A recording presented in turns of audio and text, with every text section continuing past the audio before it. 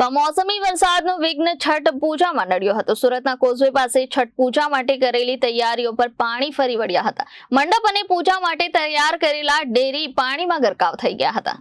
સુરતમાં કમોસમી વરસાદનું વિઘ્ન છઠ પૂજામાં નડ્યું છે। સુરતના કોઝવે પાસે છઠ પૂજા માટે કરેલી તૈયારીઓ પર પાણી ફરી વળ્યા હતા।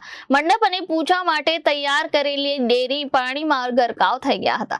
27 અને 28 ઓક્ટોબરના રોજ છઠ પૂજાના અવસરે સિંગણપોર વિયરકમ કોઝવે પાસે તૈયારીઓ કરવામાં આવી હતી, પરંતુ ઉકાઈ ડેમમાંથી પાણી છોડાતા કોઝવેની સપાટી વધતા તાપી નદી બે કાંઠે થઈ હતી। છઠ પૂજા માટે કરવામાં આવેલી તૈયારીઓ ખોરવાઈ ગઈ હતી। રવિવારે રાત્રે 10 વાગે સુરતના વિયરકમ કોઝવેની સપાટી 6.82 મીટર નોંધાઈ હતી। હાલ છઠ પૂજાને લઈને ભક્તોમાં ચિંતાનો માહોલ છે।